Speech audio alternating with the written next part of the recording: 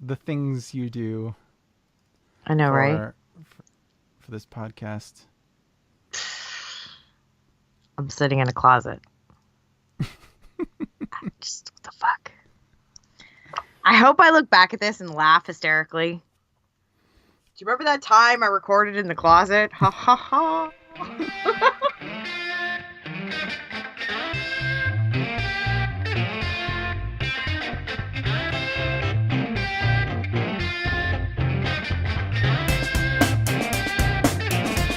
I'm gonna demonize biotechnology, 'cause that's my liberal philosophy. Condemn the things that I don't understand. At least I'm peanut butters in my leftist wonderland. Get out of here, bigots. I don't wanna know ya. I feel your fear of FGM is nothing but Islamophobia. I wanna see labels on those evil GMOs. I think you'll find a real terrorist and them guys at Monsanto. Go, go, go, go, go, go. I'm so liberal. Go, go, go. Yeah, I was looking up. I can't remember the name of the book. What was it about? It's a book about lesbians, Asians from the 50s, something to do with satellite. Scientists. I bought it for my daughter too. What is it? It's a book about, it's a love story, kind of, sort of. Scientists, lesbian, Okay. Asian. They're Asian. Alright. God damn it. It's fucking pissing me off because I was going to talk about it, but I can't remember the goddamn name of the book. Space lesbian Yeah, space lesbians. Asian space lesbians from the future. I'd watch that. See, if I Google space lesbian scientist, it's lesbians in space. Lesbian science fiction books. That's not. Lesbian. It's not. Is that a thing? Lesbian science fiction books? Yes, actually. I'm looking now. It is. Yes. Oh, it must be. You know, there was like a big, huge collection in like for years now about like a romantic relationship between Spock and Captain Kirk. It's like, Really? Yeah, that was a very big thing for gay literature. Oh. About Chihuahua, huh? Mm-hmm.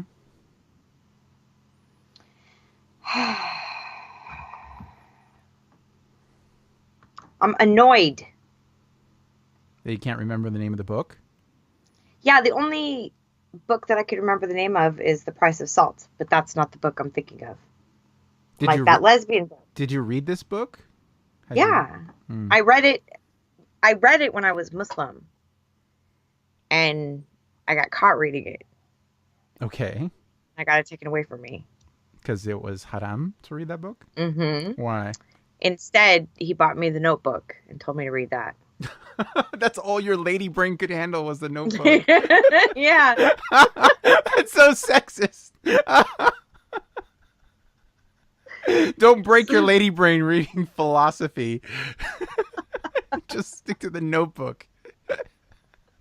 Oh my god, that's so horrible. He didn't just take the book away. He gave you the Notebook? Yeah, Really? yeah. Yeah, he replaced it with a Notebook. Oh my god, that's so awful. And I read the Notebook and loved it. That makes it so much worse. Right? That makes it so much worse. Oh, this story is so uplifting and nice. Even though they break up and... Don't break your lady brain on that book. Read this trashy novel. And you're like, what? I'm a strong, empowered... Ooh, this is not... Ooh, this is great.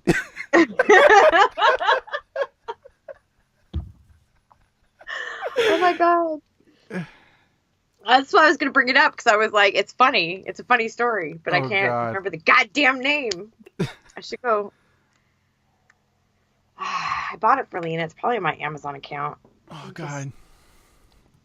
It just made me cry laughing about that. I have tears. Just Broke out my of lady principle, brain. you had to hate the Notebook.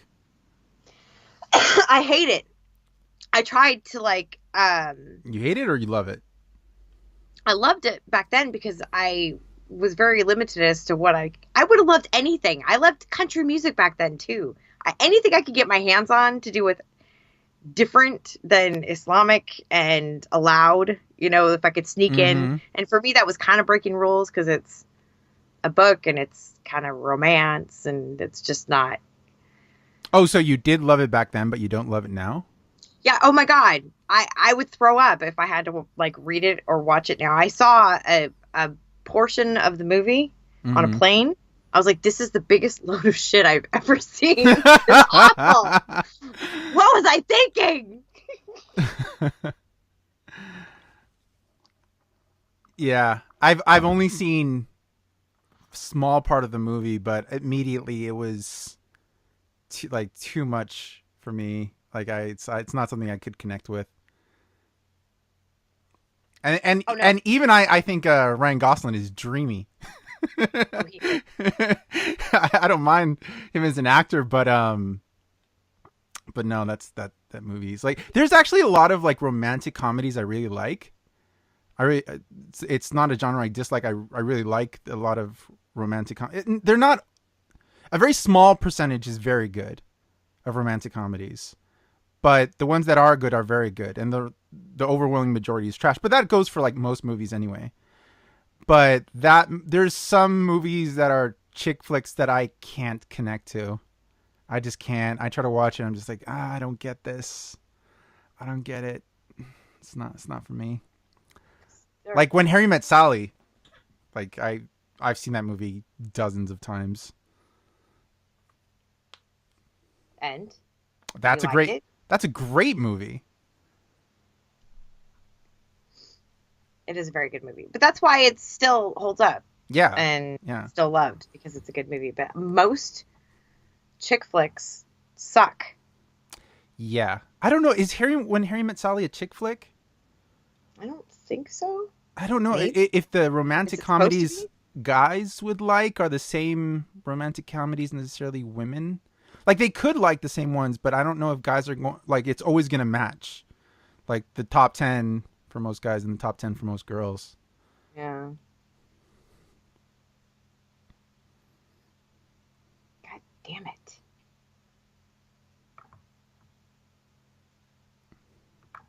I think guys would probably prefer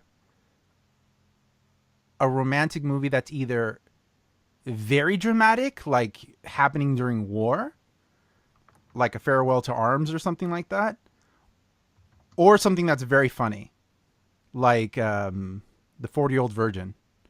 But melodrama, that's where I think you're gonna lose guys, right? Yeah. Especially these Victorian romantic movies. I love those ones though. If it's Jane Austen movie, anything written by Jane Austen, you're gonna lose the guys. Oh, I love movies like Clueless, Mean Girls. Those are chick flicks. Yeah, well, they're not romantic movies, but yeah, those are chick flicks. Yeah, they're funny. I mean, anything that kind of pokes a little bit of fun and in kind of a satirical way is pretty funny. And of course, I devoured Jane Austen books when I was younger, so they're just my favorite. So I'll watch. There's some media that sometimes I consume only because it's really popular with women, and I kind of want to better understand women. So, for example, I saw I binge watched at some point every season of Sex and the City.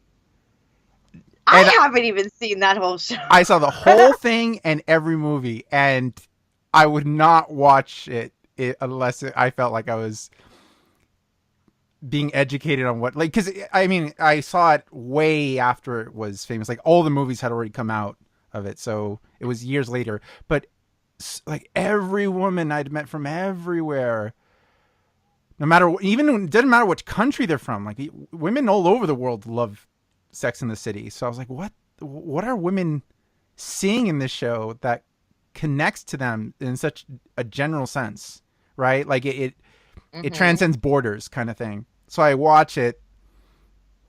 It's awful. But That's how I knew who I was going to make friends with, because I hated that show. right. Absolutely. I connect, not even, you know me, I don't connect with those kind of women at all, not even a tiny bit. So if a woman that I met loved that show, I knew we were never going to hit it off. Is it because of the superficial nature of Sex and the City? Like, because they're just so materialistic and they're so, I don't know, they're like trying to be men in some ways, I felt. Yeah, I don't find that enjoyable at all. I don't, even in fantasy, I just don't, it's not something that I care to waste time on. And it's just, there's no intelligence involved. And no. Mm-mm. The first time I ever heard that joke about the Sex and the City characters were men was on Drew Carey. And he was talking with one of his friends, and he was talking about something. He's like, yeah, like those guys on Sex and the City. And his friend says, those are women. He's like, what? Are you sure? It was a good joke because I've heard that. That's funny. Yeah. And then it was like, it was kind of became a running joke that they did, you know, for all intents and purposes, they lived a lot like men. That's why I the shows that are supposed to be like empowering for females, they always take on like male personas. I don't like that. Yeah. Also, I found them, like, Carrie was a really bad person. Yeah. She's a horrible person. That was like my constant impression of her all the time. Like, she just wasn't a good person. Like, she was cheating on boyfriends, and she was very superficial and very materialistic, and I just didn't like her. So I didn't really see the connection there. Did you? So you never saw the show? Maybe like a couple. I tried. Like, it was very strange the way they developed that character at times of Carrie. Like, there was an episode where she's cheating on her boyfriend. Forget his name, but then she's cheating on him with the Mr. Big, the ridiculously rich guy. So she's cheating on her boyfriend, and she's at the apartment of Mr. Big, and Mr. Big has a wife. I think it's his wife or wife or girlfriend, but he's in a relationship too. So they're both cheating. And then, if it's his wife, I forget if it's the wife, but let's say it's the wife, shows up at the apartment while Carrie is there and Mr. Big is not there, and she's trying to sneak out. Okay, so basically, she's a horrible human being in this scenario, right? She's both cheating on her boyfriend, and like the wife shows up to her home to find her as the other woman. So she's the bad person in this case, but they turn it around in a very weird way to make her seem still like the good person, because the wife is chasing her down the stairs, and the wife trips over and like breaks her front teeth. So Carrie goes back up the stairs and helps her into a taxi and takes her to the hospital. So she's helping her, and then Big shows up to the hospital, and then Carrie kind of looks down on him as like, you're the bad guy. And so the whole scenario is just like, it kind of redeems Carrie in this really weird way. Like, oh yeah, she's cheating on her boyfriend. She was at the home of this woman who showed up at her home to find Carrie as the other woman. But then they do this weird thing where she's still the good guy. It was weird. No thanks. And there was a lot of things like that throughout the show. Like, that wasn't the only scenario like that. There was a lot of times, like the whole show ends. She's dating the guy the famous ballerina, Mikhail Baryshnikov. Mm-hmm. That's a really funny thing. So Mikhail Baryshnikov, who's one of the best ballet dancers of all time, is on the show, much older obviously, and he's like the last boyfriend for Carrie before she just ends up with Mr. Big, and he plays a French guy. I mean, in real life, he's a ballet dancer. You know Mikhail Baryshnikov, right? Yeah. Yeah. So he's an actor in the show, and at the very end of the show, she moves to France. So she gives up her column and her apartment in New York and everything, and moves with this guy to France. And she starts just spending all his money. like crazy, going into shops, the nicest shops in France, and just buying all on his dollar. Materialistic. Yeah, materialistic. Everything on his dollar, okay? Mm-hmm. And he's an artist, and he's having some showing in some gallery, okay? And he's really nervous, and he's working very hard, and he doesn't have any time for Carrie. So Carrie feels very upset that she's in this new country, she has no friends, he's not paying attention to her, so she gets very angry and wants to break up with him. So I'm watching this, and my general impression is like, okay, here's this woman who moves to France with this rich guy, is spending all his money like crazy, and is just upset that he's working. Right? And so she goes to his suite or apartment or whatever to break up with him, and it's easy to see how she's the bad guy, right? In this scenario. Mm-hmm. But then again, they do something weird to make her seem like the good guy. I think he has something in his hand or something, and she yanks on his arm, and his hand swipes across her face. So he slaps her, but completely by accident. Okay? Oh, so all of a sudden he's the bad guy? So, and suddenly, like right after the slap, she looks at him and he looks at her, like he had just abused her. Right? But like they showed as like as a complete accident, but then after the fact, like it's like, oh my God, you hit me. And then she leaves right after that as he's the bad guy. And so again, like she's in this situation where she's the bad person, but they do this weird thing to twist it around where she's a victim. Ew. Do you see? Like they keep doing that in the show. It's very strange. But my question is just like, why even make her the bad guy to begin with to just alter it later? Do you see what I mean? Why not make her a better person? Like, why make her cheat? And with a guy who has a wife? Why make that scenario just to have her drag the wife to the hospital? Why make her move to France and spend all this guy's money? And why decide to have the guy slap her in an accidental way?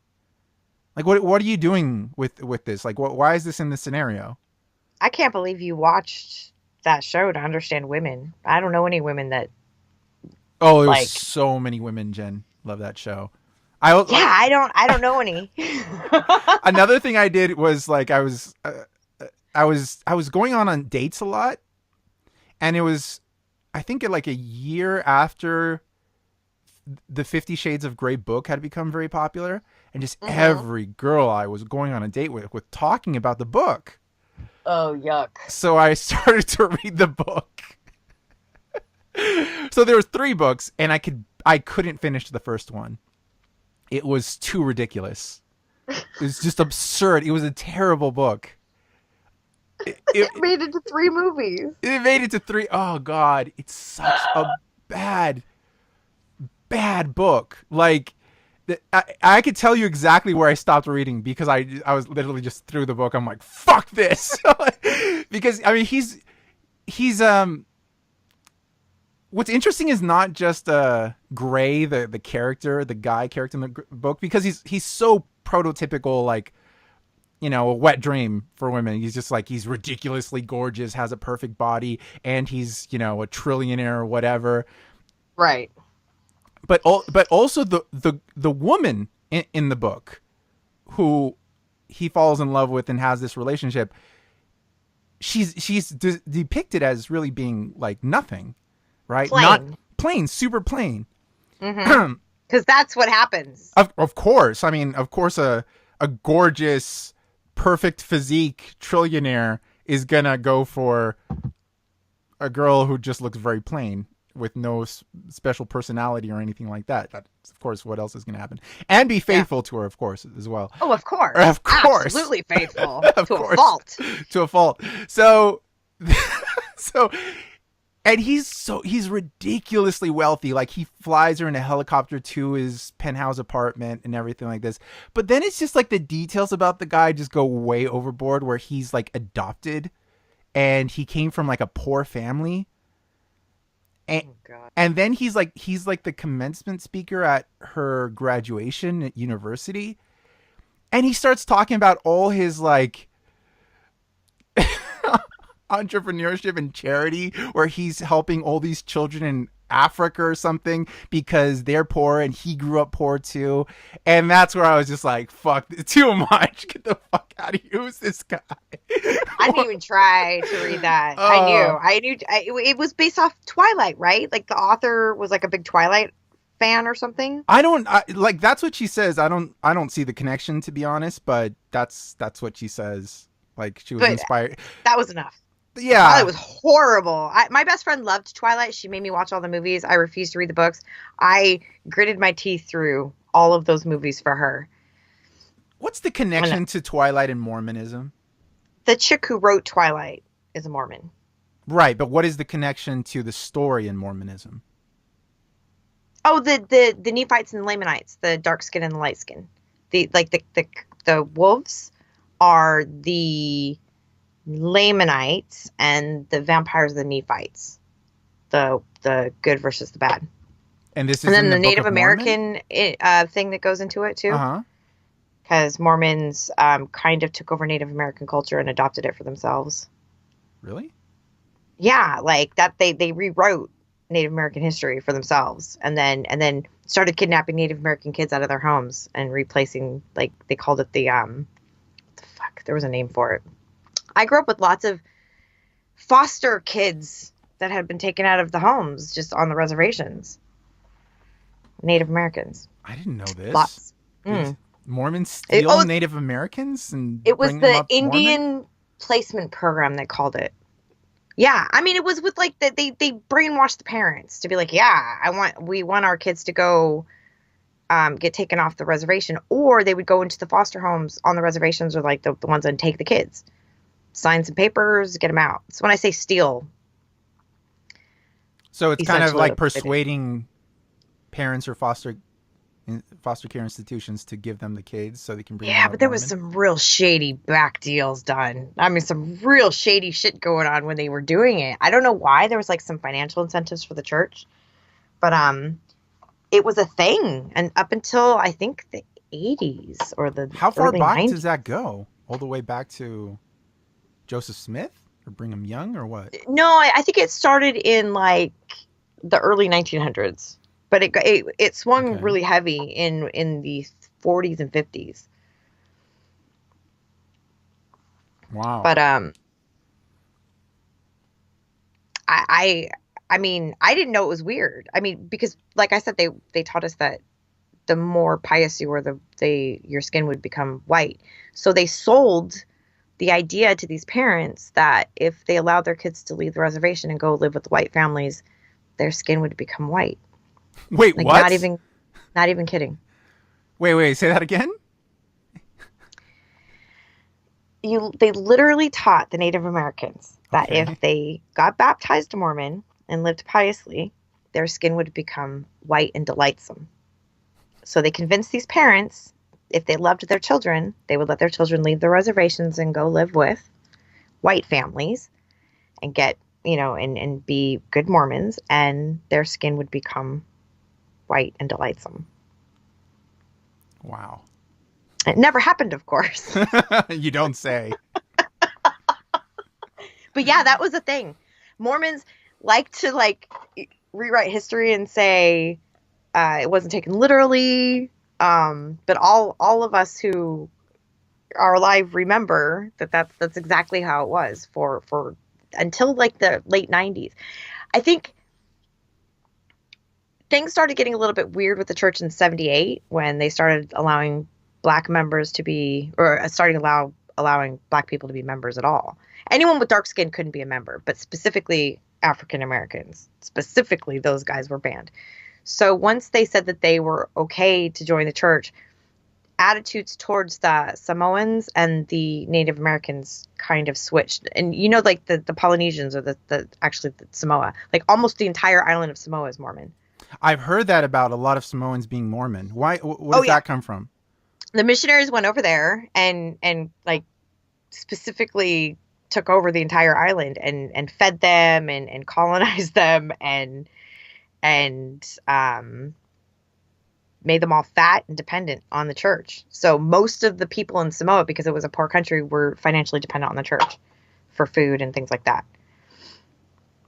And then they brought them all over here. So you have a giant Samoan population of Mormons, because obviously it's American Samoa, so they can come over. But I don't know any Samoans that aren't Mormon. I mean, I grew up with like listening to church things in Tongan and Samoan. Like, so instead of saying aloha, I knew that you say talofa instead. Like Hawaiians say aloha and Samoans say talofa. Okay.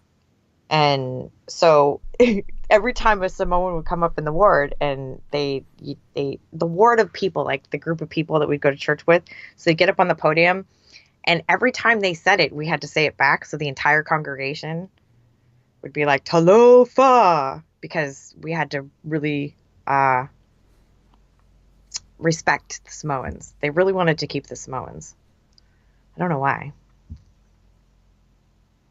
Is it because they could like kind of dominate a certain sector of a community and things like that, maybe? Probably. I think because they had control over most of the island. Samoans held some kind of esteemed... we didn't like anyone with dark skin except Samoans. It was weird. And then the Native Americans, their skin would become white. Samoans weren't told that. Maybe they were. But I know specifically it was like in the scriptures or the doctrine of the church that Native American skin would become white and delightsome. Literally, those are the words, white and delightsome. The thing about Twilight is I never understood, like, why was it okay that this vampire... What's the name of the actor who played the guy? Oh, God. I forget. But, so the vampire he stalked a teenager. And he's like 1,000 years old. That was the thing. It's like, he just looks young, right? He's not actually young. So why is he in her bedroom and shit? Like, but why are we accepting that he's like a teenager despite being very old? Like, are we saying then it's okay for a guy who is like 50 but just looks young to date a teenager or something?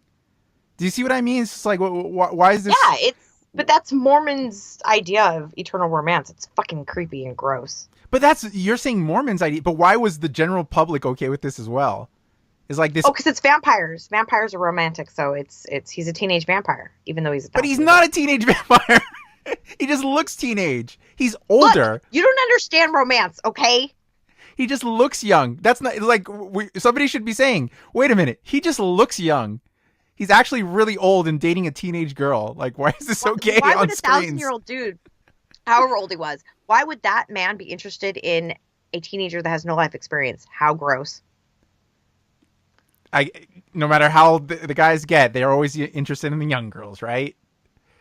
God, I don't. I found that creeped me out. I'm like, why are you hitting on this teenage girl if you're this freaking old? And why is everyone okay with it?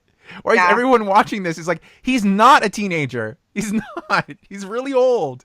I think that's when the entire country went downhill, was with Twilight, and then 50 Shades, and then Trump. And then it was over. I mean, it's just over. See, it was the slippery slope downhill. The quality of shit went way down.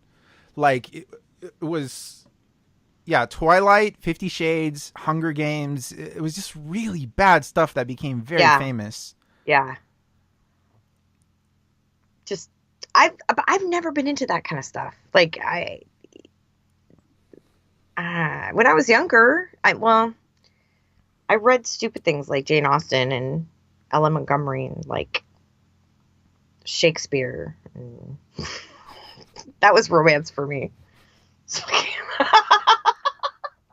It's so weird. I think that Netflix is kind of fixing a lot of media, like as far as like movies and TV, because I think they're doing great stuff. Netflix.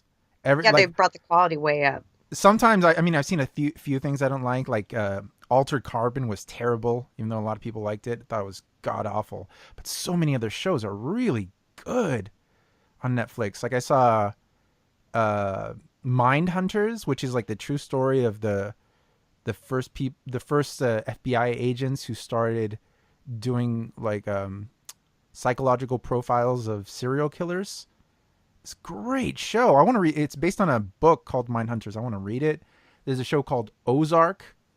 There's a lot of good shows. A lot of good shows. Some of them are like okay. Some of them are great. Some of them not so good. But like some of the movies they're making and shows they're making, I guess they make so much money they can just take chances and just make a show and see what comes of it. And if not, screw it. But at least they're taking chances to not.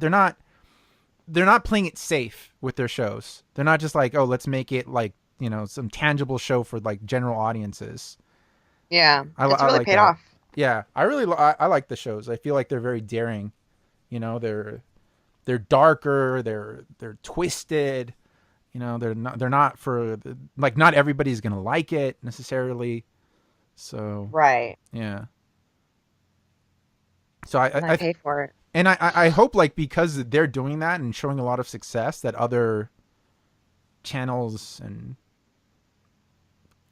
production companies will see that there's money to be made in taking chances and doing more mature content, more interesting content than just like, you know, crap for general audiences. Yeah. Well, Netflix is the only one that I pay for. I don't like TV anyway. Yeah. Yeah, Netflix is the only one that I'll actually spend money for because I know at least we're gonna get something quality. I'd rather just pay for a movie like one off to watch than a service. I'm one of those cheapskates, and the kids are like, "Can we have like Hulu?" I'm like, "No, find it online." Well, Hulu, you get like a bunch of like old shows, right? Is that why you get Hulu? Yeah. Yeah. But so you can buy the older shows as well. You could just buy the season or something. I know it's kind of, I don't know. It's just not worth it to me because I don't watch enough shows or movies, and all the movies that we watch we already own. I'm just weird that way. Netflix is great. Picky. I love how they just drop a whole season at once. They're just like, whole season. And then and I love it. I hate waiting like week to week. Me too. Oh, it's so annoying. And it shows that come out week to week. I'll wait until the show is done for the season and then I'll watch it.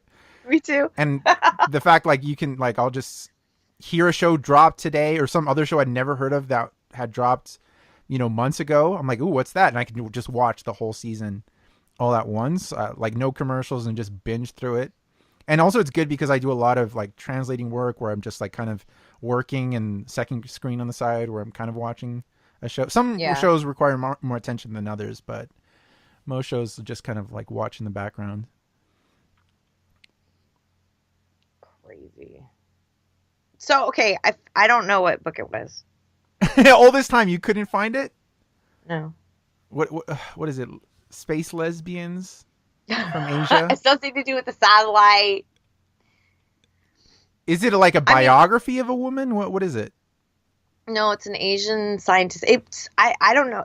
I never saw it in America. I only ever I read it. I found it in Europe and read it in Europe. But I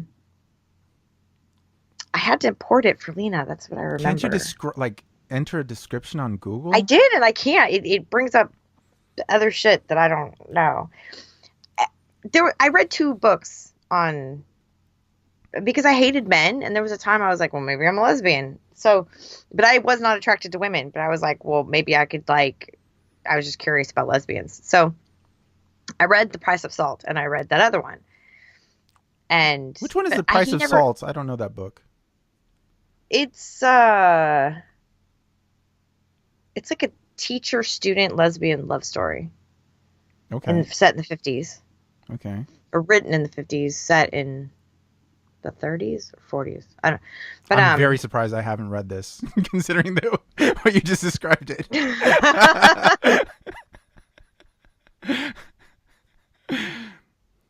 And I also, like you, hate men and like lesbians, so we have that in common. I guess I barely remember it though. You know, I read that a long time ago and I just barely remember it, but I bought it for Lena. So I bought both of those, but I never got caught reading The Price of Salt. I got caught reading the other one, and that's why he bought me. So the is notebook. it based in the 50s or was it written in the 50s? It was written in the 50s. Oh, so it's kind of a taboo book for its time. Yeah. Yeah. Homosexual fiction. Sexual fiction. It was like the first homosexual fiction book. Really? Or maybe popular one. Yeah, first popular one Interesting. for chicks. By chicks. Did it get a lot of pushback from like conservatives and religious people? Well, yeah, because it was really widely read by women in the 50s, and that caused a lot of uproar. And then it completely fell out, and they reprinted it, I think, in the late 80s. Sometime in the 80s, it was reprinted, which is the copy that I got when I first read it, was the one that was printed in the 80s. And then I didn't hear anything else about it. And then I think they made it into a movie, I think. I could be wrong.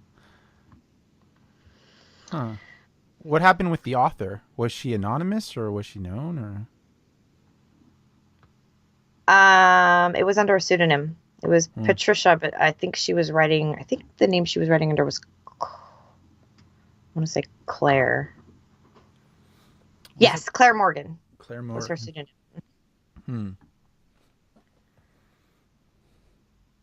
So I don't know if she got caught or not caught, but I don't know if that got found out while she was still around and writing books. It's interesting. I didn't.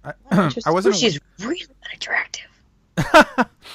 I hadn't heard of this book. Oh wow, she died in 1995. Oh my gosh, she wrote Strangers on a Train and The Talented Mr. Ripley. Really? Yeah. Wow. She wrote those books? And Ripley's Game? Really? She wrote... Wow. I did not she's know the that. author of those books. It's Yeah. Interesting. Oh, she wasn't just a one-off author. No, but she wrote the lesbian book under Claire Morgan. That's interesting. Oh my gosh, she has so many books. Actually, I'm kind of glad I forgot the name of the other book because it made me look this one up. Patricia Highsmith. Highsmith. That's her pseudonym or that's her real name? That's her real name. Claire Morgan was her pseudonym. Okay.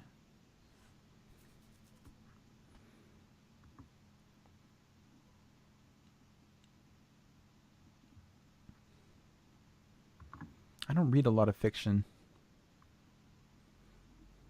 I don't like most fiction, but I read, what was that book? It was very, very famous. Dan Brown? No, was it Dan Brown?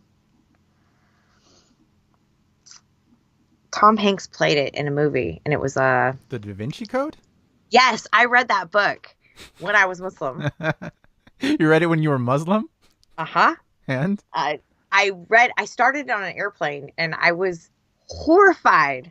The whole book. I was like, oh, the whole book. Horrified or shocked? Well, horrified because I was so shocked. Like, it was just the whole thing was just like, oh my God, this, and I believed it. Like, I thought that was like a real, like, conspiracy thing. Like, oh, you mean all the, like, the conspiracy to hide all this stuff and the yeah. I believed all that.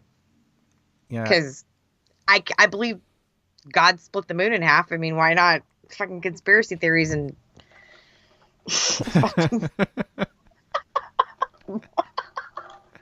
what's the difference? Did you really believe the moon was split in half by God? Yeah, because I saw cracks. I saw photographs with cracks. It's all conspiracy theory by NASA. This was like I didn't have access to the internet either. Like, so I saw some photographs, the people are like, yeah, this happened. And I didn't really pay attention to anything to do with science when I was young because Mormon, you're not really supposed to study stuff besides religious shit. So somebody shows me some cracks God. That's so embarrassing. I wish I could have met you like during like this time where you believed all this crazy, because it's hard for me to imagine you believing all that stuff. Right? Yeah. It's so different.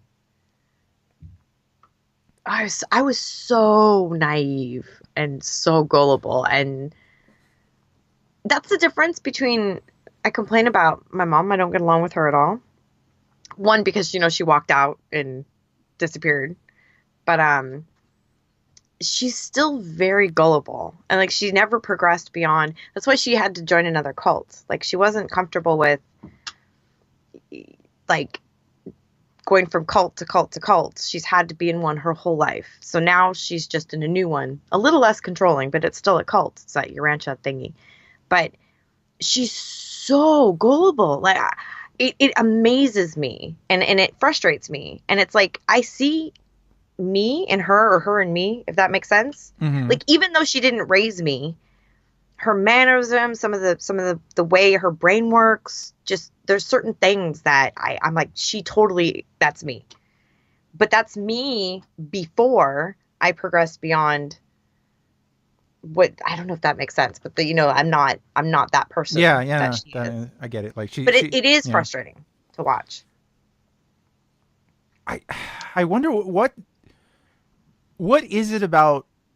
Well, maybe you could tell me, because you have that older way of thinking, right? The past you that really believed in things like the moon cracking in half and miracles and exorcisms and all this superstitious stuff that we've always talked about. And you now, what is the difference? Because I feel like there's something going on in people's brains. There's something about how it works that I can't hold that idea in my brain, right? They say, like, I can't imagine what it's like to think like there's demons and exorcisms and I don't know. Bloody Mary. I believed in Bloody Mary. I believed with all my heart, if you stood in front of a mirror in the dark and you said Bloody Mary's name, Bloody Mary would really appear. And into my adulthood. But the funny thing about that, Jen, is like I would watch horror movies when I was a kid and know it's not real, but I would still be scared. Like I watched the movie It, but I was totally conscious that it's just fiction. I never thought for a second it's real, but I was still scared. My scared was genuine terror because I thought it was real. Like I thought exorcisms were absolutely a thing. I thought Satan was an entity that could possess you, could hurt you, that you would have to work very hard to keep away, and you had to avoid thoughts even to keep Satan away. Avoid thoughts. You had to avoid thoughts, negative like thoughts or impure thoughts or anything like that, because just letting those thoughts in, or even doubts. If you let doubts in, then Satan can take control. So you have to be very careful. I can't imagine trying to control your thoughts. You'd have to. There was even, I can't even think of it, the actual song, but there was songs, because especially with that's both in Islam and Mormonism, but like the songs that they sang to us and taught us, it's very much about like conditioning and control. It was all about music and little rhymey songs. But one even was about like flushing your doubts away, like just pushing the bad thoughts out of your mind and keeping. That kind of ties into what I said to you last night about some truths are not. I think it was last night. Some truths are not very useful. So they teach you. Useful. Is that what they taught you? That some truths. Yeah. Oh, that's right. You told me. Yeah. Right. That they taught you that some truths are not very useful. If it's not a positive, don't say it and don't think it. So you do your best. That's why it makes you so crazy, because every time you have a negative thought, you have to push it away or say that's the influence of Satan, or that's the influence of my doubt because I'm a bad person. I'm doubting. I'm feeling this way because I'm not a good enough Mormon, or I'm not a good enough Muslim. So it's like this never ending cycle. And if you were just a better Muslim or better Mormon, you wouldn't have those bad thoughts and those doubts and questions. That does not sound healthy at all. It's not. That sounds like you're gonna have a lot of psychological problems if you try Yeah. to suppress all your bad thoughts constantly.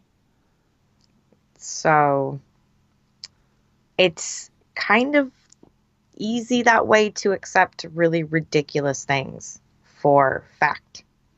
So I believed, like I've told you before, that my relatives that had passed away for, generations and generations were literally standing around me at all times, watching everything I did. Mm-hmm. And so when you'd go to have your interview with the bishop, he would say, I know you're not telling me the truth. I prayed, and Heavenly Father said that, you're breaking whatever rule, or, he would make something up to get you to crack and admit something. It's like, I masturbated. I'm so sorry. It's kind of that thing. Like, and so that's how they would keep kids from, the big thing was anti-masturbation. So to tell you that your relatives are watching at all times, and every time you touch yourself, your grandma's crying. She's watching you and crying. That's fucked up. That's really fucked up. That'll Yeah. fuck up a kid. Yeah. So I watched everyone I knew have the same mental problems and the same fucked up relationship with sex. Because it's like you have to stay that way until you're married. As soon as you're married, they want you to have lots of babies, so they tell you to have lots of sex. But if you're like faithful, even Muslims too, like you're going into this with no fucking idea what you're doing. So it causes a lot of problems in just the beginning of the relationship. And then they tell you that even while you're married, you can't. There's all these forbidden, sex acts, and you can only do sex this way, and you can't have these kind of thoughts, and you have to have sex, but you can't have impure thoughts. You can't be too sexy, not too much lust. It has to be just for procreation. Yes, you can enjoy it, but don't enjoy it too much. It fucks with you so bad. Not cool. So you just kind of start accepting things and pushing the doubts away. I can't imagine what it is to grow up like constantly trying to suppress all kind of thoughts in your brain, like negative thoughts, doubt, thoughts about lust or attraction to the other sex or about sex, and like so many kinds of thoughts that you're constantly thinking, oh, that's bad, I'm thinking about that is not conducive to a sound psychological person especially when they're a kid, right? And they're just thinking about everything. God, that. And then you add all the personal questions starting at 12, and, not just about masturbation, but about how you feel about the church, the prophets, how you feel about the opposite sex. If you look at, if you're a boy, if you look at girls with lust, what 12-year-old boy at that point isn't kind of looking at girls? You know what I mean? So then they kind of press further. Well, do you think about them when you're sleeping? Do you think about them when you're in the shower? It's really creepy and gross, but it's just all about control. I wonder if your brain forms differently if you grow up like that. Since the day you're born, I wonder if your brain is like wired a different way from a person who wasn't brought up that way. I was trying to verbalize a feeling that I've had my whole life. I don't have it anymore. And I was thinking the other day, I probably was smoking weed and just thinking, I haven't felt this feeling since I left my ex and left with the kids and kind of learned how to live again and be an adult. But if I could describe it the best way, would be I felt so uncomfortable in my own skin that I felt sick to my stomach. Like I didn't belong in the time and the place and the body. It was like an out of body experience, but not really. It was just a sick, shameful guilt. I don't even know if that makes any sense, but it's all rolled into one. And it would be horrible. And it would pass very quickly.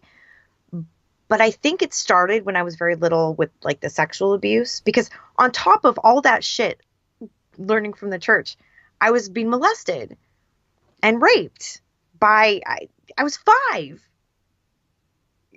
And all these confusing, like that's not supposed to feel good, but it does. But that's wrong. But God, this. And so it makes you feel disgusting, which is a thing that survivors of sexual abuse have.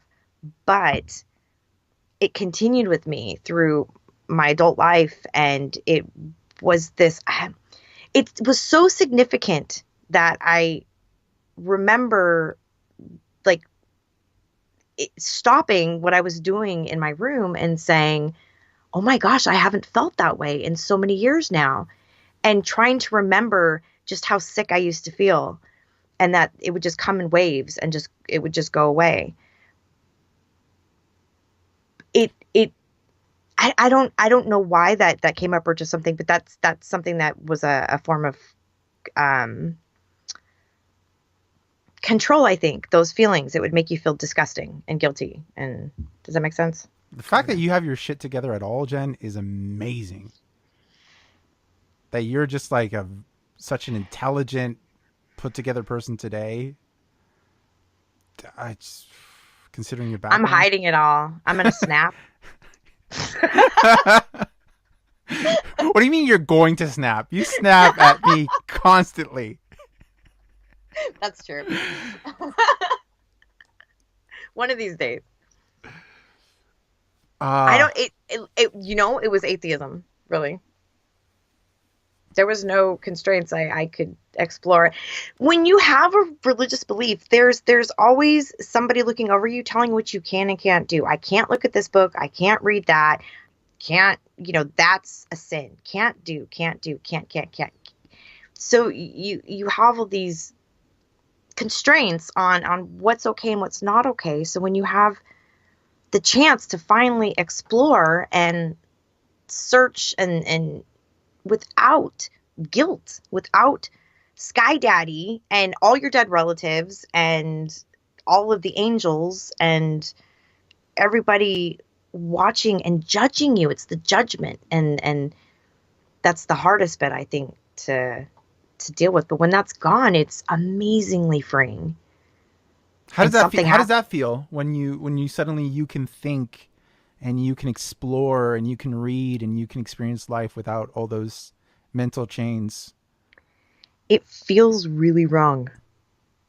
Like it feels what? It feels wrong? Wrong. Really wrong at first. Like you're really doing something wrong. Almost like when I started drinking tea and coffee, my first cup of tea, which is crazy to say that I was well into my 20s before I had my first cup of tea. But every time I had a cup of tea, I knew that it wasn't a sin. I knew it was conditioning from when I was Mormon. But every time I had a cup of tea for several years, I had intense guilt. Like I couldn't make it go away. There was nothing I could do. I feel guilty drinking this. But it wouldn't go away. So that kind of stayed there as well when I was exploring. Like when I first read my first Hitchens book. Or I think, what was the first one I read? Dawkins, I don't even maybe? remember. Was it? No, it was Dawkins. My very, very first book that was... The God Delusion, maybe? Yeah, it was The God Delusion. That was my very first one. But then I just kept reading. That changed the lives of a lot of people that I've talked to. So much so that I bought it for the kids. Mm. But yeah, what it did was introduce me to a different way of thinking. And I started allowing myself to be wrong. I talk about that a lot. I'm actually going to write an article about the importance of being wrong, because you also have to have conviction. You have to be very strong in your faith, so you can't be wrong. That's the doubts and the fears and the questions. So how do you feel about all these religious people, somebody like Jordan Peterson now saying that atheists have no basis for morality, unlike religious people? How do you feel when you hear something like that? Am I supposed to take that seriously? I mean, that's kind of the way that's stupid and ridiculous. And that's very bigoted, very Western centric, very like, I just find it really ridiculous. Because they would often call it like, you have no basis for objective morality. right? So what they're saying is that all the things you were talking about, all these constraints that you had, were an objective morality. What? Like you think in retrospect to everything you were just talking about, and it's, and of course, like they'll people will nitpick and just say, well, not that, no, just the good stuff that actually perfectly matches with all the liberal humanist ideas that we have today, right? That we're just going to nitpick our way to like all the little things that in religion that matches secular humanism today. Right. And then we're going to say that those things we're nitpicking from religion, which is like 0.0000000000000000000000001% of all the dogma in any religion, right? That's all you can really get out of it. That's going to match today's liberal morality, and they're going to say, and all our beliefs as far as liberalism and humanism and secularism came from all the things you were just talking about. Never mind the fact that all those things that they're claiming were very hard fought for, despite Christianity. And in the places where you find the most religious people, right? The biggest fundamentalists in any religion, Catholics, evangelicals, Mormons, whatever you want. It doesn't matter. It could be Islam, could be Christianity.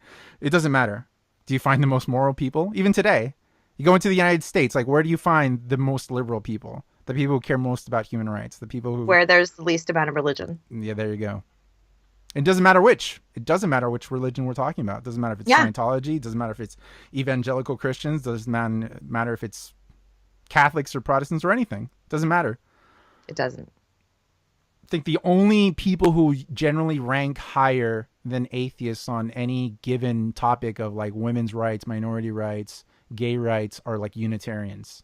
It's the only people who are like above atheists. It's like it's usually like secular Jews who are not religious at all.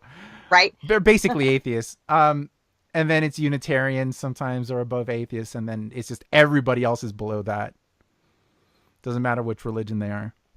That's not saying that atheism doesn't have a problem, or I don't know that I like to think of atheism as a movement or community, or, clearly with David Silverman. Well, there's nothing in atheism. I was born an atheist, right? Like as we all were. Like there's nothing to atheism to criticize. It's the default position, right? Right. It's the people that call themselves atheists and their behavior, which I don't think. But that's just people being assholes, right? In God. There's like people are going to be dicks like by default to a certain degree. It's just because you get rid of religion doesn't mean you're not left with a ton of shit that people are. No, sexist is gonna sexist. Yeah, people are still gonna suck.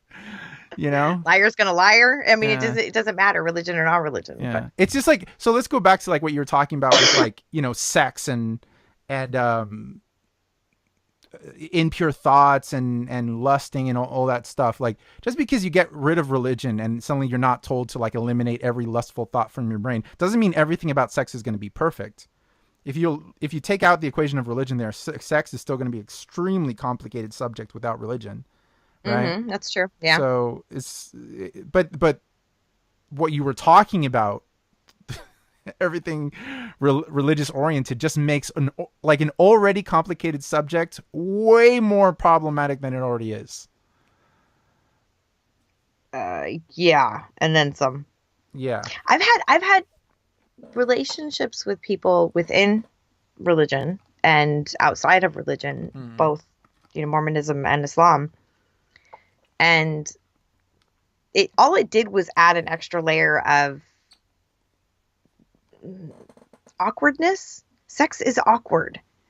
It's awkward when you do it. It depends on who you're doing it with, but generally it's awkward the first few times. But when you add the religious rules and regulations to it, it just stays awkward the whole time.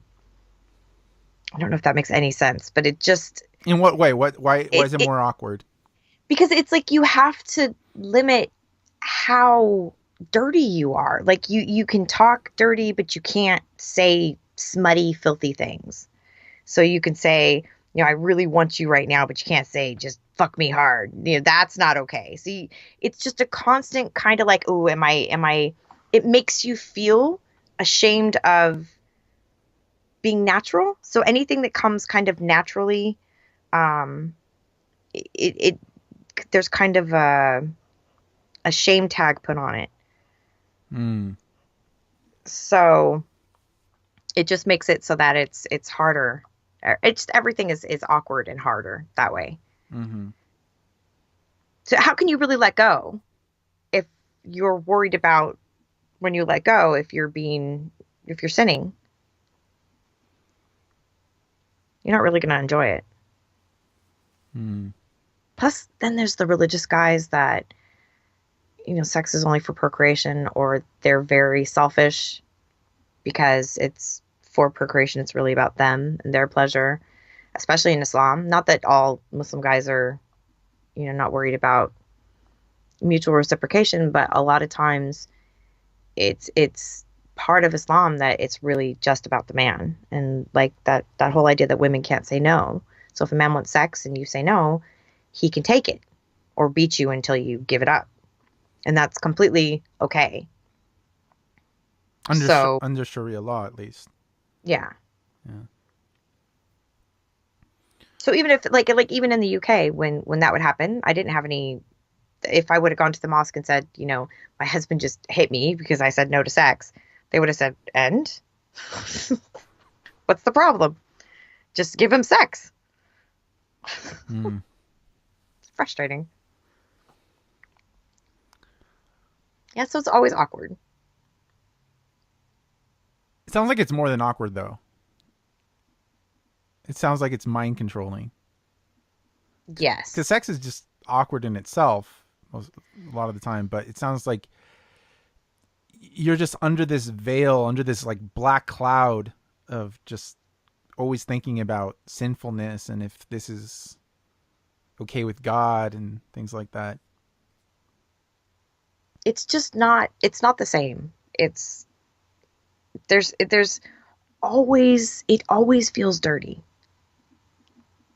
And so you're supposed to do it, but it still feels dirty. And that really just mars any kind of, especially the emotional side of sex. When you're married to somebody or it's a long-term relationship and it's really like, that's the time when you guys are connected and you're so close to them, so that takes that away. It does? Mm-hmm. How so? Because you can't let go. You can't be vulnerable. It's dirty. Mm. So it's kind of like porn. You kind of feel dirty after it's over. Just like, I just put that. I don't want to look at it anymore. Maybe you do. I don't. This is what I hear. Don't talk for me. I keep hearing guys be like, I feel so dirty. But it's like that. So it's kind of like you saw something really raunchy and you're just like, but after you're done, it's like, it's kind of gross. It just fucks you up completely. So, you're not allowed to watch porn. At all? No. Well, I mean, what happens, I imagine, is people will still watch porn, of course, but then they feel bad about it. Yeah. Okay. Yeah. I went on holiday. I think I've told you this because I went on holiday to America and I came back and I was on my computer and I noticed that my ex had been on a porn site and I flipped my shit. I was so angry. You cheated on me. I was so mad. And it was college fuck tour. I even remember like I called my friend and I was like hyperventilating and like he cheated on me. Oh my God, he cheated on me. It was such a huge deal. I called his mom to get her involved. And like she had like holy men like doing weird, I don't even know what they have, some Indian voodoo stuff they do. That's this really was your racist. Muslim husband? Yes. Okay. So I involved the mother and like everybody because Satan had taken hold of him and made him cheat on me by watching porn while I was out of the country for a month. That's how banned it is, how it's not supposed to happen at all. Please tell me what you were Couples can't work thinking together. about when, like, what was going on in your brain how did you see porn at that time? Like, I just need to understand, like, how you saw him watching porn as him cheating on you. Because he was looking at another woman and pleasuring himself. That's cheating. What if she's in a burqa and having sex? Still cheating. Still cheating? Okay. He was thinking of another woman. Okay. While doing that, that's cheating. It's a thought. You're thinking it. That's not okay. You don't think this anymore, right? Yeah, I do. No, you don't. No. But it took a long time for me to get over like the porn hang up. Oh my gosh. Really? Hmm? Did you see it just as sinful or dirty or what? Dirty. Dirty? Disgusting. Immoral. Just I thought that the world would be a better place if porn was completely taken down. But you know what that was? That was me not being sure of myself and me not having self-esteem. And believing that it was disgusting and dirty. But it existing threatened me and my sexuality and how much I thought that I was wanted. Which is weird. Man, if you took all the porn away from every hard drive in the world, there'd be so much free space. There's so many free hard drives. I'm going to get the tiki torches and I'm going to be the first one to lead the parade to get rid of porn. I'll be like through the world, like big bonfires of hard drives. You think people behind me get with me with this? I think there's a lot of people who are anti-porn. I was actually, all jokes aside, I was really surprised at this new wave of kind of evangelical. It's not even evangelicals. It's the conservative trad. They're fans of Jordan Peterson. Porn is bad. I've heard this from Jordan Peterson. It's another one of his positions that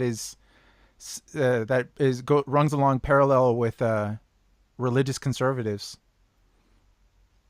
But he might be fine for religious conservatives, but I'm not a religious conservative and I'm not religious and he is. I don't take my advice from somebody who believes in magic, invisible people. I don't care how profound people think he is. He believes in invisible people and make believe. And I just know. Yeah. Like I saw him in an interview. He was asked about the ascension of Jesus into heaven. Like, do you think it happened? Literally, it happened. And he had to take first like 5-minute think about it. Then he was just like, I don't know how to answer that, or I'm not sure. Then other questions. Serious? Yeah. And then there's other times he's been asked about God and he's not sure how to answer it or something like that. He's very evasive about it. And I just think about like the movie Ghostbusters. Do you remember when in Ghostbusters, like he asks, "Are you a god?"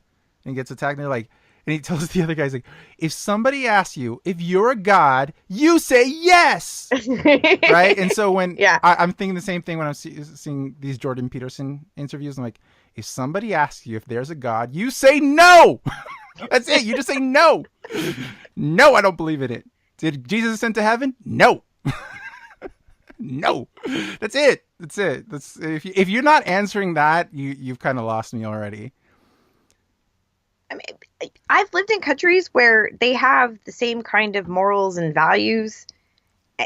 Nothing to do with Judeo-Christian backgrounds, history, nothing to do with it at all.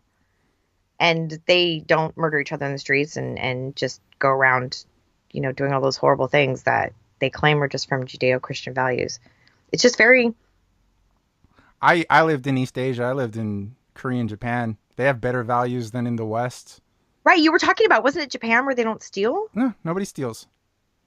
Nobody steals anything. They're not perfect people, but in a lot of senses, their values are far superior. And they don't, and especially in Japan, there's no such thing. There was never a time that Judeo-Christian values was ever part of society. Not at all. It's like no time in history were they even a significant minority, and today they're still less than 1% of the population. But So how could that be possible?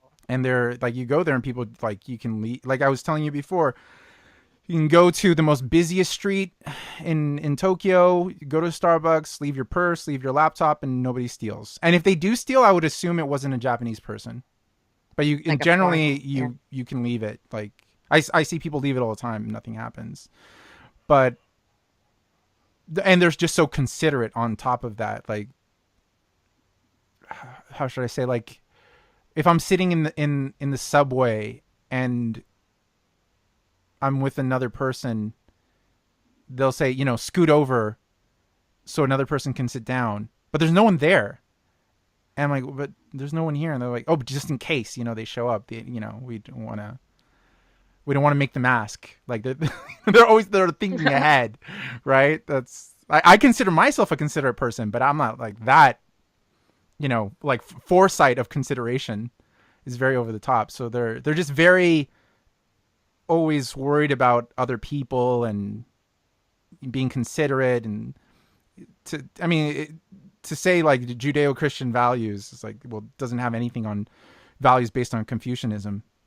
So Yeah, it's like he's not traveled, or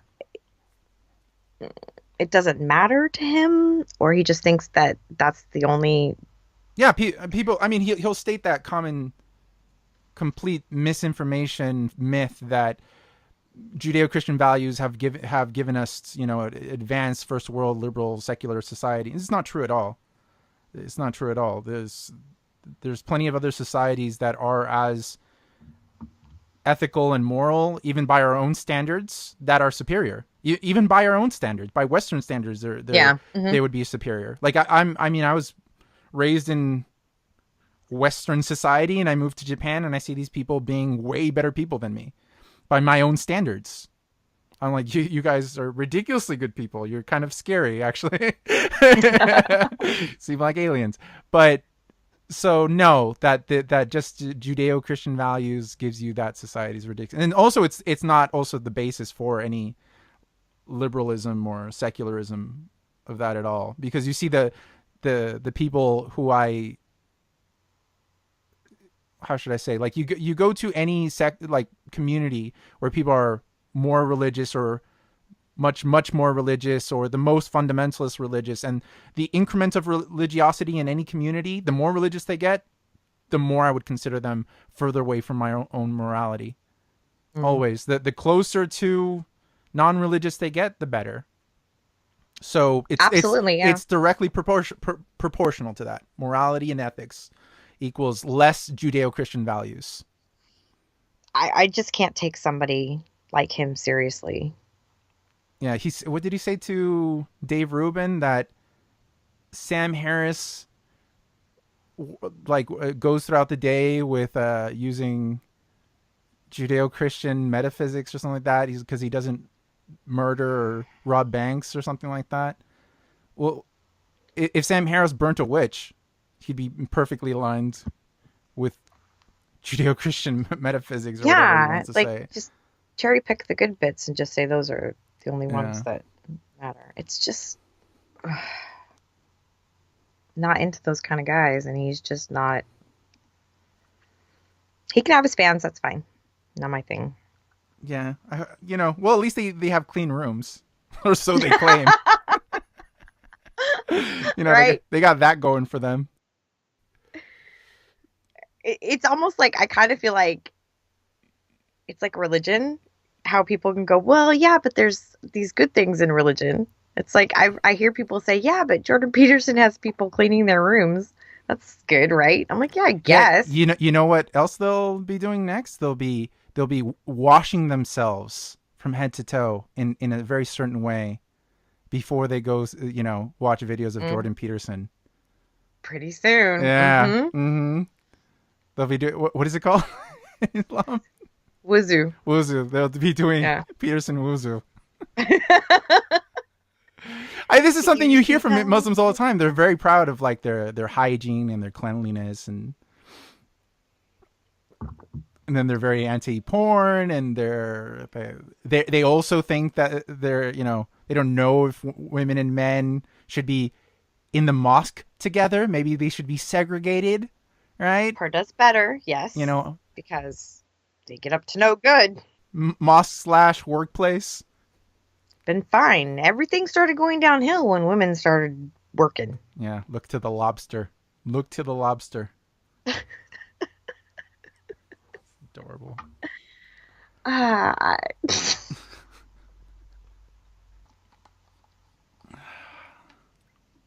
So I was going to talk about this book, a different book. Which book? When my childhood spent sailing. I sailed around all over. I was 10, probably the first time I controlled or helped control a sailboat myself. And I was going to sail around the world. That was my dream, all by myself. And then I was going to go to university. And every time I talked about it, I would get laughed at and called ridiculous and, but you're going to have babies and get married. But it started with a book called Maiden Voyage. And I think the book came out in 1988. But it was given to me by my stepfather, who came into my life as an adult. And maybe I was 17, so almost an adult, but it was important. He was a police officer, and it was important for him to teach me that I could be independent, even though the family that I was surrounded by and the culture that I was surrounded by wouldn't allow me to be independent. But it was very important to him to celebrate milestones, even if they didn't seem like big ones.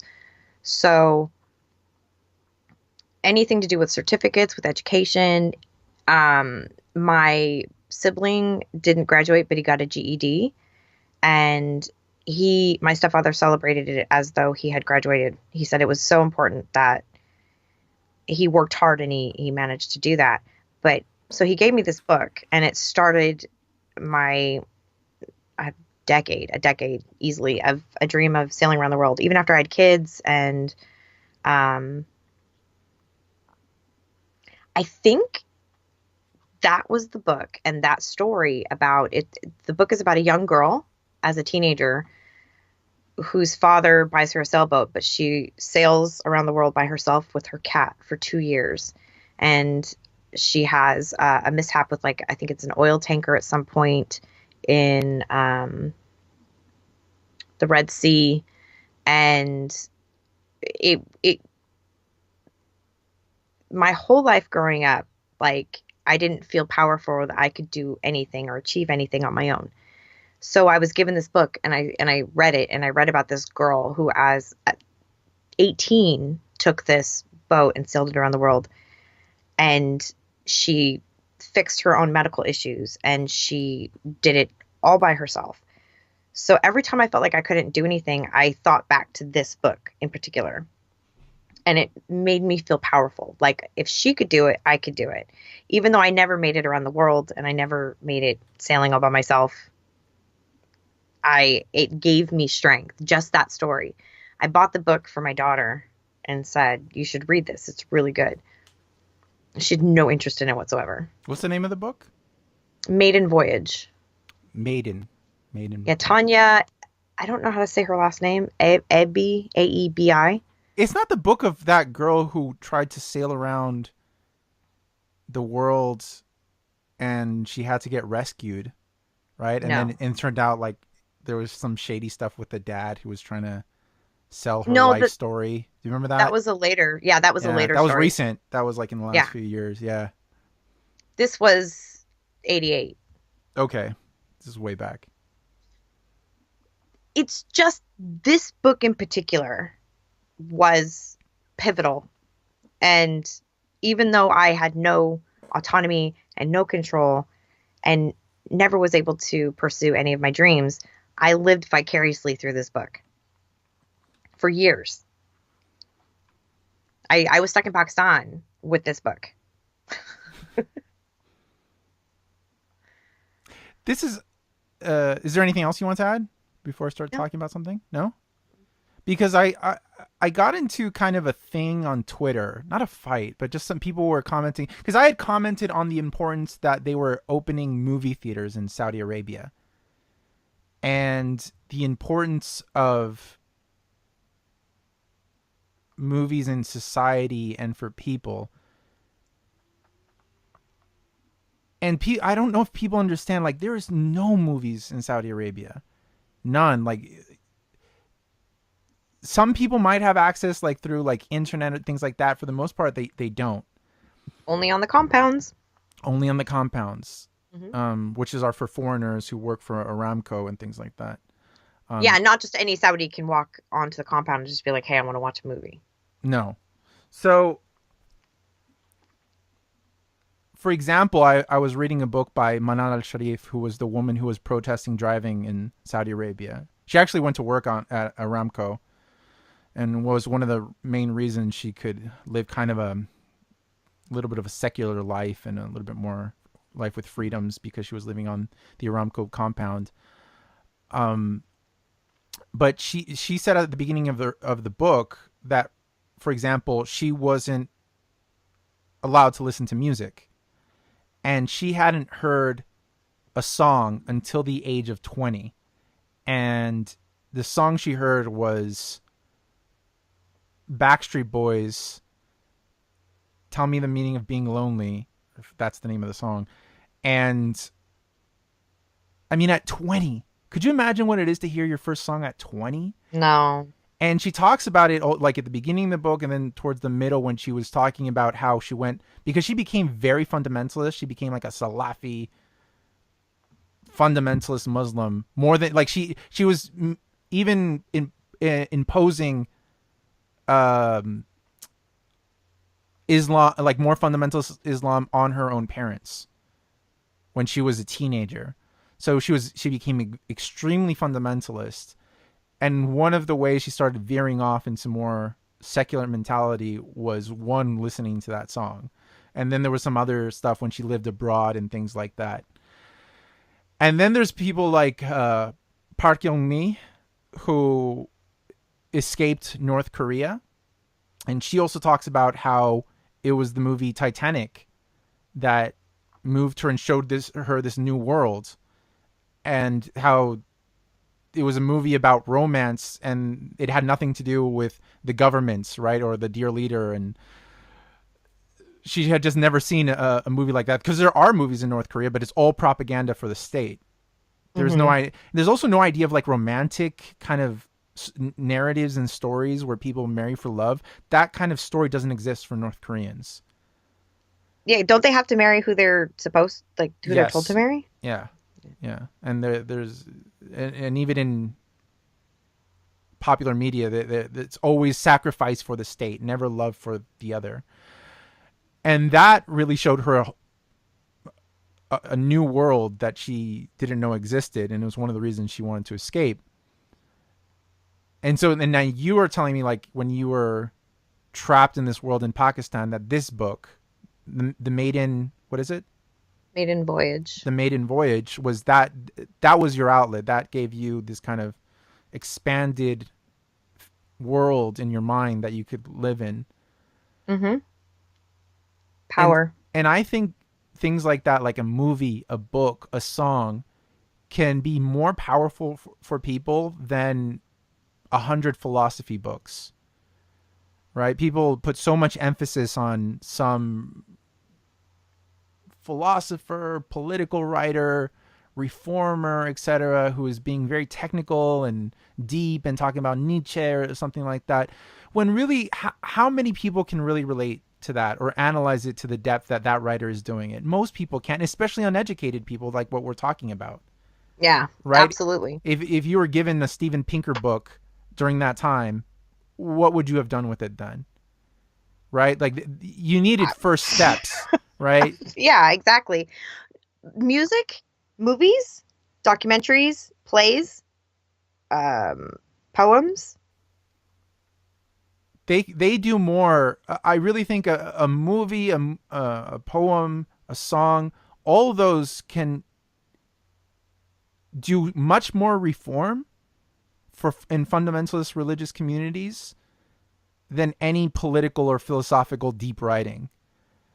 That might work for some people who are, pretty much people who are already out and looking for more deeper knowledge, probably. But that first kind of jolt comes from something very simple, and things that seem silly to us. Like I don't like the Backstreet Boys. I don't like the movie Titanic when they came. It seemed like silly movies, but considering for example, when I saw Titanic, I was obsessed with movies, and I even studied film in university, so I had seen every old movie there was. So yeah, in consideration of a person who had seen the collection of the world's movies, like Titanic just seems silly in comparison for me, right? Or if you've heard, endless amount of songs in your life, you hear the Backstreet Boys, just that's just pop nonsense. But if you don't even know it exists, right? If you reach an age where you're almost 20, like Park Young-mi or Manal Sharif, and I can't imagine what it is to reach an age and you had never seen a movie, or you reach 20 and you never heard a song. So, and when that happens, you must appreciate that song or that movie to a level, because you have no point of comparison, right? It just breaks your world. Like everything is now different. So people really undercut I think what happens to a lot of Westerners is that they think that people live like them, just a little bit different. Like, oh, people watch movies, they listen to music. It's just a different movies. It's just different kind of songs, right? It's like food. We eat food, they eat food, but we eat different kinds of food, right? It's just a different culture. We have to respect, multiculturalism, that people just do things differently. They dress themselves, but in different clothes. They eat food, but just different food. They listen to songs, but just different songs. They watch movies, but just different movies. And I think if you ask the regular person, you tell them there are places in the world where people don't hear music, not because they just don't have it. They're not allowed to, right? Or there's places where there's no movies at all. And not just because they live in the Amazonian jungle, right? Because there's no electricity or anything like that, and they live off the land. No, Saudi Arabia, Riyadh, are very advanced places, right? These places have some of the highest skyscrapers in the world, but they don't have movie theaters, and people don't listen to music, right? So change starts small. Massive change, social change, and it always starts small, and it always starts with the little guy that has had enough, that sees that. So if you introduce movies and people get a taste of life outside of what they know, if they don't even know that it exists or that it's possible, and coming from where I come from, I was around people in compounds in Mexico, people in Saudi, people in parts of Pakistan, Afghanistan. They didn't know there was any other world out there besides the world that they lived in. They didn't even know it existed. So to introduce them to something through entertainment, through that kind of medium, is earth-shattering. It's like, wait, people live like this? This is real? And then even if they don't register it immediately in their head, it starts that little, I call it the hamster on the wheel. It starts spinning, and they'll start to notice things more and more. And it's just that little tiny seed that's planted. That's all. Actually, what you just said, Jen, right at the beginning there, that change starts small. Manal Sharif says exactly that in the book. And she says it in a particular way. She says the rain starts with a single drop. And she says that in reference to when, I think she was being interviewed by international media, because they were trying to gather attention to the protests they were organizing for women driving. And they were asking her, well, what is one woman driving around in Saudi Arabia going to do? And that's where she says the rain starts with a single drop. And that goes for all of these things we've been talking about, right? Yeah. Before you start reading, deep philosophy or political theory. Sometimes it's the smallest little thing in these societies that create change. And I think those, so people, because they consume so much media, because people have everything on their phone, and they hear a dozen songs a day, and they see multiple movies every week, and they can binge watch TV shows on Netflix like we were talking about. They think, well, what is a song gonna do? You write a political, who cares? It's just, a movie. That's just a movie. Like, you need to write some 1,000 page philosophical political book to really analyze these situations. They don't understand when you don't have music or movies or even a limited amount of them, that can create, and even not necessarily in places, Jen, where there are people don't have music or movies. Like, for example, in India, right, where they have a huge movie industry, and there's not restriction on movies. Well, some, like, a few movies get banned here and there, but yeah, for the everyday common person in most of the world, most people don't read books, and most people are not on YouTube watching some YouTube philosophy chat or something like that. Nobody has money, but even or equipment. But even if it's not expensive, like, even if even if they could watch, some political analyst on their phone or something like that on YouTube, they're not going to do it, right?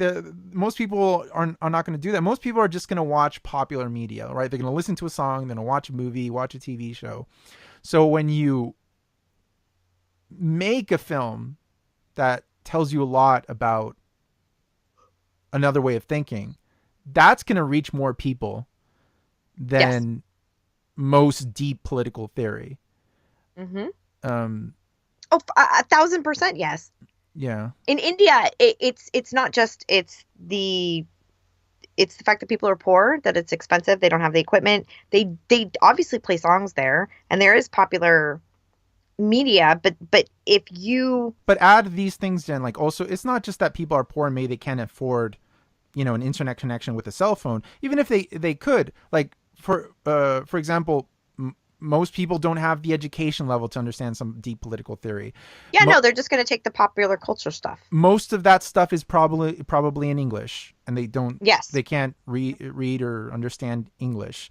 And then just, all those things on top of each other. Then you add, probably a huge part of the world's population that can't read or write, that is illiterate. I think there's more, speaking of India, there's more people in India that can't read and write than can't speak English. English is really common there, but a lot of them are illiterate. Right, and that goes for a lot of the world. And in a lot of the world, even if they're literate, they can usually just read. Most people can only read and write in their national language. Yes. Even in Chile, that's a really advanced place. The amount of people who are fluent in English is a really tiny minority.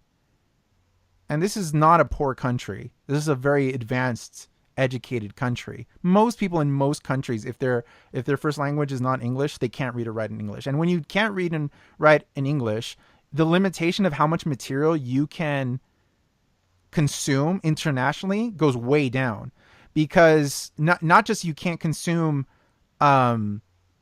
material that's English spoken, or let's say an American movie. Most other things from other countries, when it's translated, is translated into English. So a book that's like written in Afghanistan, it's the first thing it'll probably be translated into is probably like English, then French and things like that.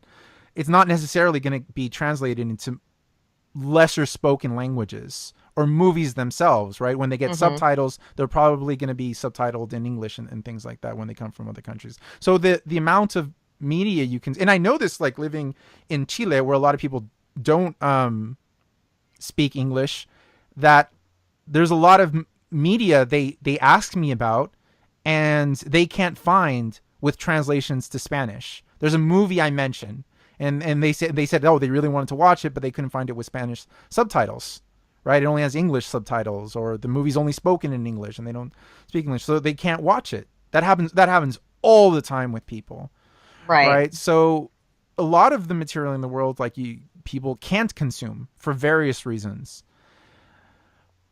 But just the fact that they're opening theaters in Saudi Arabia, for example, even if it's not a deep political film, even if it's watching women, for example, in a romantic comedy, That's such a giant cultural shift. the women are dressing a certain way, they're wearing high heels, they're acting as independent women, they're choosing who they marry, they're going to work. When women in Saudi Arabia see women doing that in a movie, they're going to think, well, I want to do that too. Yeah, it will change things. Absolutely. That's a natural thing. When you see a person with freedom, it's very natural for somebody to want it. That's why they prohibit it. Yep. That's the whole point of prohibiting films, is because they know that's going to happen. So don't tell me like people on the internet were saying like that doesn't really matter. That's not a huge change that there's movies there. No, that is the catalyst for everything. Reforming the Islam, that in comparison to movies, I'll take the movies any day. Much much more impact with the movies. You know what it reminded me, talking about this, when I had visited some extended family of my ex's, and I think I told you my ex had an American accent that he used to practice because it wasn't very good, but he tried really hard to have an American accent. So he would watch movies with American accents and repeat it slowly so that he sounded like he liked the New York accent the best. But so we were visiting some extended family, and it was like some cousins and they're very poor, very, they were in a village, and I met two of the boys, and these two boys had American accents. And they were all excited to talk to me in English and with their put on American accents. And it blew my mind. I'm like, why can you, or how can you break into an American accent? And they're like, we watched Friends. I've watched every episode of Friends that we can get our hands on. And they couldn't get a lot, but they had like 5 or 6 episodes that they just watched all the time and practiced their accents. But it was because of those 5 or 6 episodes that they had that the girls in the family went to school. That happens a lot. I was working with a lot of people in business who want to get their MBAs abroad. So they have to take a TOEFL and international English test, and I would work with them to help them apply for their MBA. And one of the guys I met had really good English, like fluently spoken. And usually guys or women who I'd met who spoke fluent English had studied abroad at some point, and anyone who hadn't studied abroad had very low level English, especially spoken. And I asked him, so you speak very fluently. Did you study abroad? And he's like, no, never. And I was like, well, how did you learn to speak such fluent English here in Chile? And he's just like, well, a few years ago, I was playing a lot of video games on PlayStation, like Call of Duty, and they had those like, I don't know what they're called because I don't really play these games, but it's like where you can talk with the other players who are playing. Yeah, the right? live when you're in the matches with them. Yeah, so you talk with those other players. So he said, these days now those things you can link with people in your area, right, in your country or in your vicinity, right, in your continent. So now people can go on and play with other Spanish speakers. But he's like, when this first started, that was very limited. So you could only connect with the international network. So he would talk with Americans or mostly when he was playing these video games. So he's like, when you play video games 5 hours every day that he's on this thing, and he's just talking with Americans, playing Call of Duty. So he's just like, I got free education playing Call of Duty. That's kind of cool. That's cool. But it's like that kind of thing where you can connect with people internationally, that he played PlayStation and he learned to speak English fluently. And those Friends episodes sent my ex's cousins, the girls, to university outside of Pakistan. The parents allowed them to go because their English was so good and because that they had seen it and pushed so hard that they allowed them to go, which was really amazing. And it all had to do with a couple episodes of Friends. See, when people think about Friends, whether it was like a good show, a silly show, right? It's just entertainment for us, that it meant the difference between those girls going to university or not because they learned English from it. That's life-changing. Mm-hmm. That's life-changing. They would have lived completely different lives had it not been for that. And so we take for granted these things so much. We don't think about it. Like I was saying, like people think it's just the rest of the world is just like us, but just, minor cultural differences. And the world is so different than what people imagine. They don't understand the amount of freedoms they have in their societies, and those limitations that in those societies for people in general, but then especially women. That's what's really holding back a lot of the world. When people wonder why do we have terrorism? Why do we have, all these conflicts? Why don't these countries advance? It's because of restraints on education and advance in people making their own choices. Equal rights. Well, not just equal rights, because the problem with saying equal rights is that if women had equal rights to Saudi men, yeah, it'd be better, but still wouldn't be good. They'd still be living under Sharia. So equal rights is not even... That's true. I think of the West when I say that. But that's true. There's some countries where equal rights make sense. Now, if Saudi women had equal rights to men, would it be better? Yes. Would they have ideal? freedom? No. Would it be ideal? Not even close.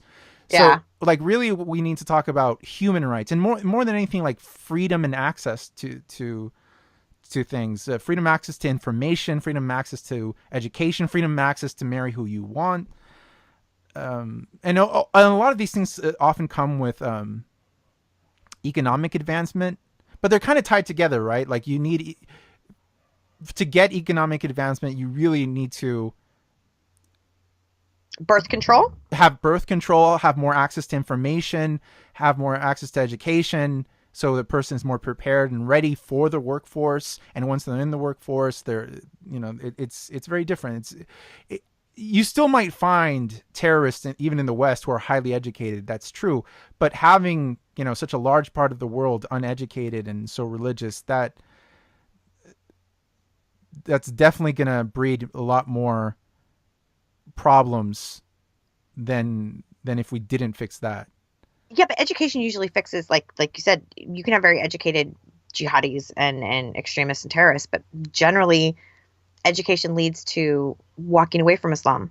Like that, there's a YouTuber, he for years and years went by convert to Islam, and he went into explicit detail, every video, a very, very learned man. And eventually, after studying it for so long, he said, I was wrong. It's not true. So he changed his name to Don't Convert to Islam. There's a bit of a myth, the thing with the educated terrorist, though, that I think people are making the mistake there, that people say, well, that terrorist, if we look in his background, he was, 1, brought up in the West, 2, very educated, went to university, so he had access to information, right? So it's the problem is not just access to information. There's a deeper problem, and I think there's a mistake there. I think that people are not looking into how these families bring up their children, because you could have a person who has a PhD in engineering but was brought up in an extremely religious fundamentalist family where they were extremely limited in the amount of information they could access. Because, as you know, it's like you could have a highly fundamentalist, very restrictive Sunni family, but they want the children to grow up, especially the males, to grow up and have really good jobs and very high paying jobs. And so they'll often push them to be like computer engineers and things like that. That doesn't mean they're allowed to listen to whatever music they want, listen to whatever movies they want, read whatever books they want, because that's the connection people are making when they talk about these terrorists. Oh, he was a university graduate with a PhD in engineering, therefore he must have been listening to whatever movies he... Yeah, educated doesn't mean liberal. Exactly. People are making a very big mistake with that. Because I've seen this not just from, seeing terrorists or talking with people who were brought up in fundamentalist Muslim families. I've seen this in my life with tons of people I've met who are studying, postgraduate degrees in engineering. And I know they come from extremely conservative families. And this person is getting a PhD in engineering, but they're not allowed to go on dates. Or they have to be home by 8 p.m. and they're in their late 20s. Right? But they're getting an extremely high education. I've seen that situation. So you can't assume because that person has some postgraduate degree from some excellent university that they weren't limited in their life. They probably were extremely limited. They still hide boyfriends and girlfriends at university. They still go home to their parents. They still have to adhere to the cultural expectations and norms. They're still financially dependent generally on their families who have those expectations. It just doesn't... Yeah, no, education does not mean that they're going to be liberal at all. Yeah. I mean, you probably saw this a lot when you were living in Asia, like in India and Pakistan, that, I mean, you could have hardcore fundamentalist family, but they want their sons to have a job like a doctor or a lawyer or engineer. That's very typical of those societies. In the UK. Even the UK. Yeah, but doesn't mean they're liberal.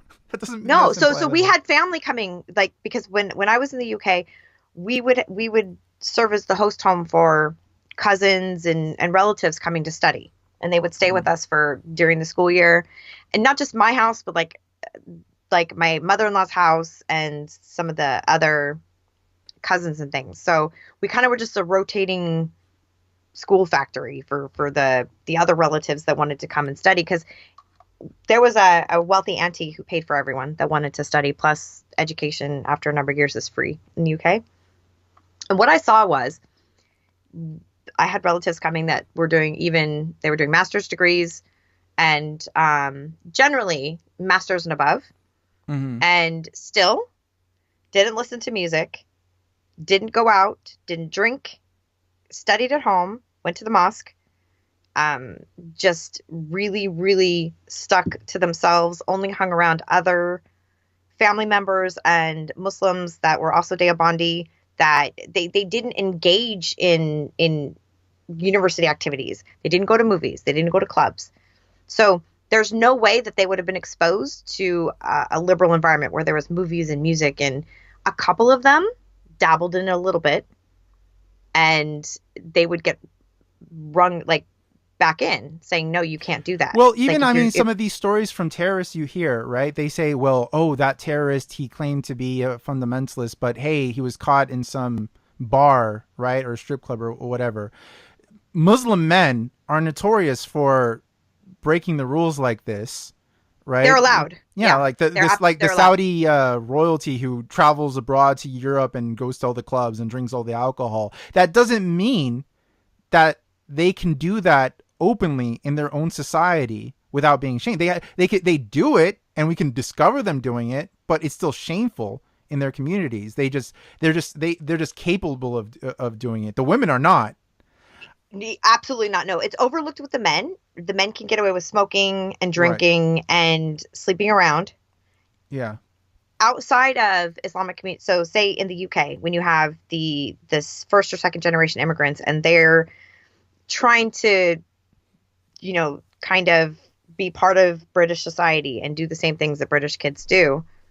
Yes, just the boys. The girls, they've shamed the entire family, and everything rests on the girls and their chastity and morality. The problem is that a lot of Westerners confuse what's happening with these people. They think that a person who studied engineering must love science. That's why you studied it, because that's the mentality of the West, right? We're like, oh, you studied science and physics, or you studied this kind of engineering. You must love this kind of scientific way of thinking. Yeah, They you don't don't get to choose. that they don't understand, like, no, you can't translate that to these societies. These kids study engineering or being a doctor or studying some kind of scientific field because it's pushed on it by their parents, and only for monetary reasons. It's a That's chore their for only them. out. That's the only out, and it's just typical of those kind of societies. And so the child doesn't go into that field out of interest in science. So when they see these terrorists who have a background in engineering, and they're just like, oh, so they were scientifically minded. No, they could be an engineer with a PhD and not be scientifically minded at all. They were probably just pressured through it by their family and community. Doesn't mean they're scientifically oriented people. They just power through that crap, studying, acing the test, and that's all that matters. It's Right. not how a many love for professors science. do you know and scientists that you know that are half stupid? I mean, people that are educated, that doesn't automatically mean that they are super, super intelligent or super liberal or have tons of life experiences. That I don't understand how the two are even. That confuses me. I mean, I saw the same thing when I was living in East Asia. I met a ton of people who were studying engineering or to be a doctor or to be a lawyer or something like that, and they said they didn't want to study that. They wanted to be something else. But Lalo, yeah. do you know how many girls I at least 25 that I could think of, top of my head, Okay. were forced to study to become doctors just to make them more attractive as wives, so that they got married and made babies and wasted all that education. That was it was a little bit prevalent when I was in Korea, but it was kind of dying out, that custom, but it was still there a little bit, where women would study at top universities only to get a better husband. So they would graduate from, for example, a university called Ihwa University, which is a women's university.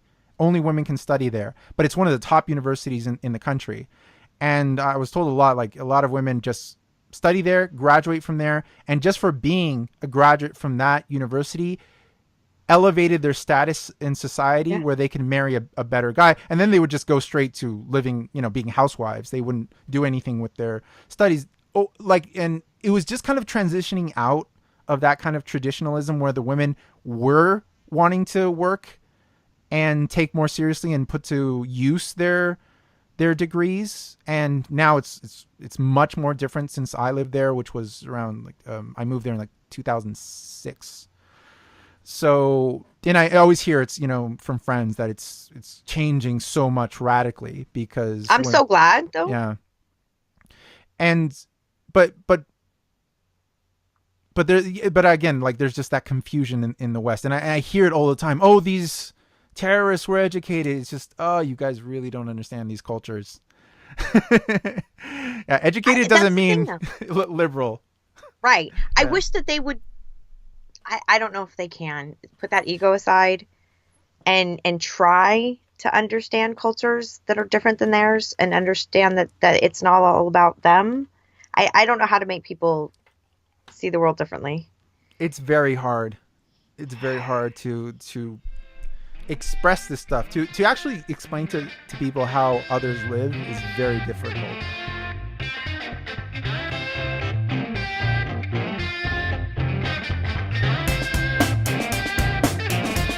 I'm gonna demonize biotechnology, 'cause that's my liberal philosophy. Condemn the things that I don't understand. At least I've been on borders in my leftist wonderland. Get out of here, bigots, I don't wanna know ya. I feel your fear of FGM is nothing but Islamophobia. I wanna see labels on those evil GMOs. I think you'll find a real terrorist and them guys at Monsanto. Go, go, go, go, go, go. I'm so liberal. You You were just listening to an episode of People of the Podcast. You can check us out on YouTube, SoundCloud, and iTunes. Don't forget to subscribe and stop by our Facebook page and give us a like. You can also follow us on Twitter. Links are in the description. And if you wish to contribute, you can donate to us on Patreon. We have a lot of rewards to come, and with your help, we can make better quality content for you. Thank you for listening.